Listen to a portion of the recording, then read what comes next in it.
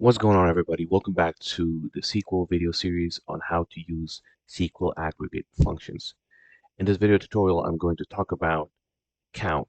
Count as an aggregate function in SQL. Let's talk about aggregation in general terms. Aggregation is considered a collection of objects that are bound together. Or to simply put, aggregation is a task of pretty much aggregating or collecting a set of values and then returning as a single value based off of that. So, for example, if we have a column of data, which is a collection of of heights, and then if we collect a set of values, if we collect the average of these heights, right? Or if we perform an average function on everyone's height, and then we return a single value, in which case would be the average of all of those heights, then we are doing an aggregate function. So in a database product, you may want to calculate the aggregate functions using SQL queries, right? And each of the aggregate functions are applied differently, given the requirement, the context, and also the tool that you're using. So the pgadmin 4 is pretty friendly with aggregate functions. I'm going to start with by bringing all of the data from our world indicator table, our very popular table that I've been using since the beginning of the tutorial for the sequels. And as I said earlier, an aggregate function is, or an aggregation is when you collect, aggregation itself is when you collect some sort of value from a list of values. So if we have all of the GDPs listed here from, for all these records, and if we want to get an aggregated value of this, for example, a sum of this, then we perform a sum, or like a sum of all of these numbers, and that number that we get is an aggregate function or an aggregate result of of some of those values. So when we perform a sum function, or when we count something, or when we do a statistical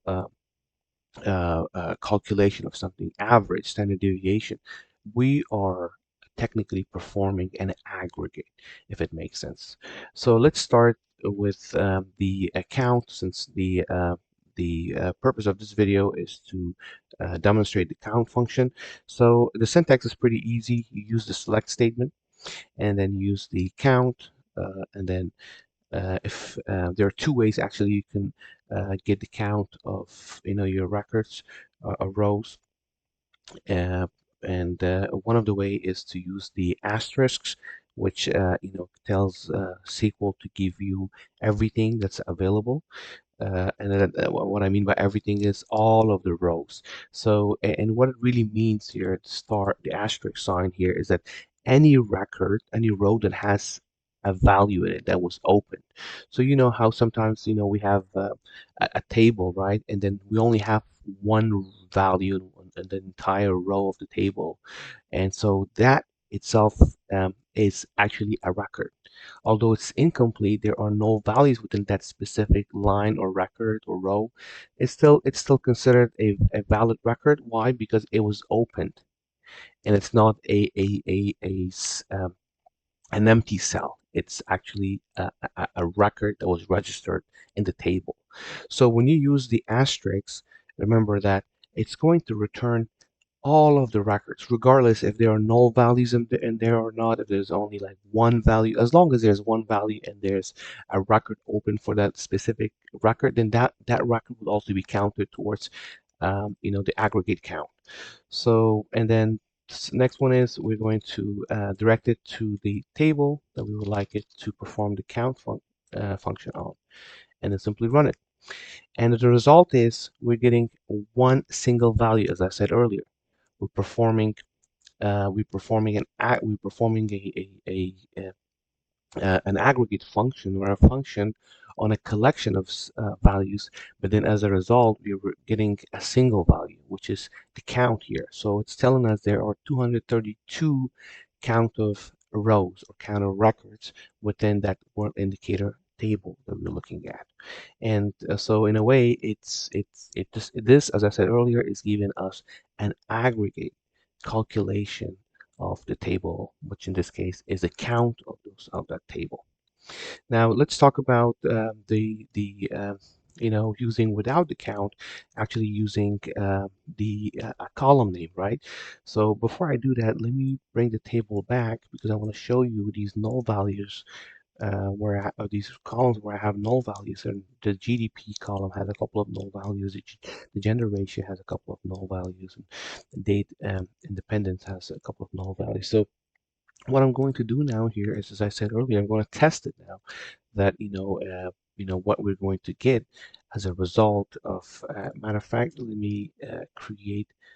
let me clone this statement onto a new one, and this time instead of using the asterisk, I'm actually going to use a name of a column, which will be in this case will be the GDP. First of all, let me run the asterisk again. Remember, GDP has two null values. So remember, whatever we get for all of the table, that will be minus the two null values. So let's go ahead and run for all of the table using the asterisk.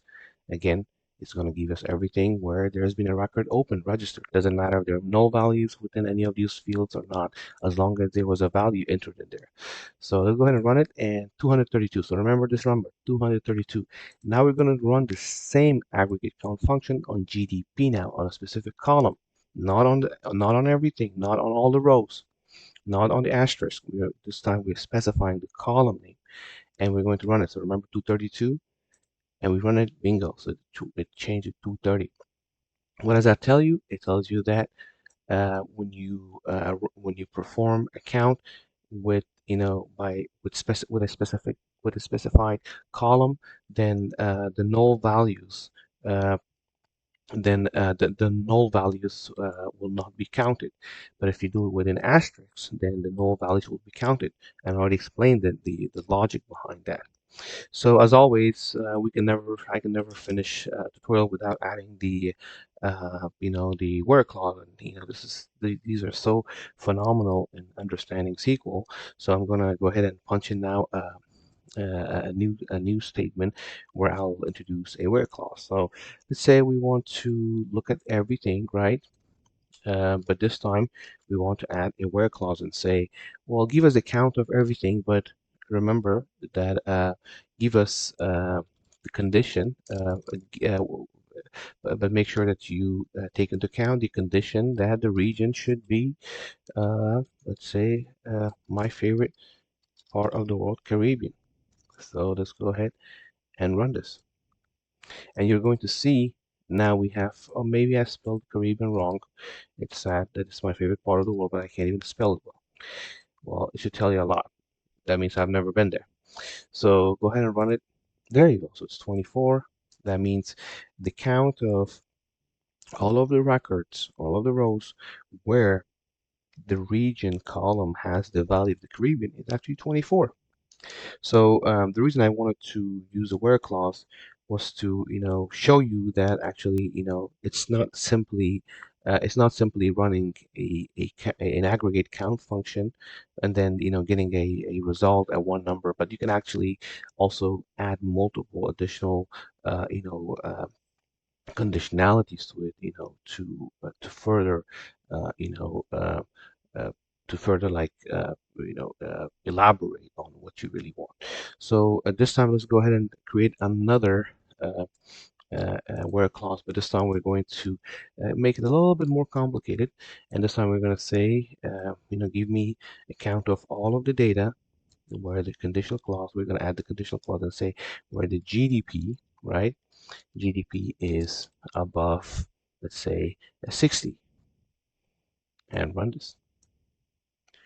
Now you're going to see there are 95 countries where the GDP is about 60. And you can also, additionally, you can also, instead of having count, you can also create a new alias to it.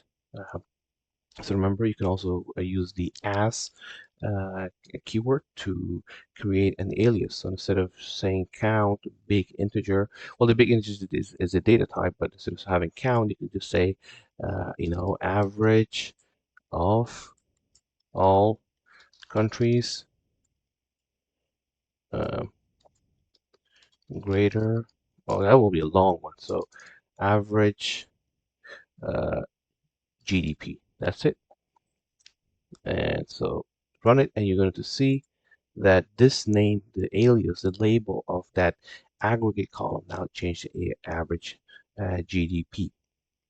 And let's say sometimes you don't want to look at the, especially with the when you do column based, or when you do specific column based GDP count, I'm sorry, specific column based count, then you can use distinct, you can introduce distinct command here, which tells tells SQL to only give you the distinct count of those records. And for more information about distinct and unique values, take a look at one of my video tutorials where I explain this in further details. But here I'm going to just run one more and last statement where I will look at the distinct GDP count of records within the work indicator table. So remember, I'm going to run this to just know it's 230 countries where we do the count based off of GDP. Now let's say if we want to say we want to actually look at the distinct values, meaning don't count the duplicates. Any unique or distinct value should be here as well. So depending on what's again, whatever depending on the management tool IDE that you're using to talk to your database, and also your database system, the syntax is or could differ, slightly, but not so much. It just needs some tweaking to be able to find the right one. But for Postgres pgadmin, when you do count distinct, make sure that you open a parentheses between count and distinct, and then so once you open one parenthesis for distinct, tell them give me a count of distinct GDP. So if you open a parenthesis for distinct and there's another parenthesis open for GDP and close for GDP, then you make sure you add another parenthesis to close for the distinct, and then go ahead and run it. And you're going to see, remember this number 230, this will change to a number that will be below that, since we're actually getting a distinct set of value, or this we're performing an aggregate count on distinct set of values of GDP. And there you go, it's 48. So there are 48 distinct values within our work indicator table. So again, this video will be part of a playlist that will cover basics of basic and also important aspects of SQL aggregate functions. And the next video, I'm going to cover a different type of aggregate function. And if you like this video, please go ahead, like and subscribe my channel. As always, thank you so much. Until next time, have a great day.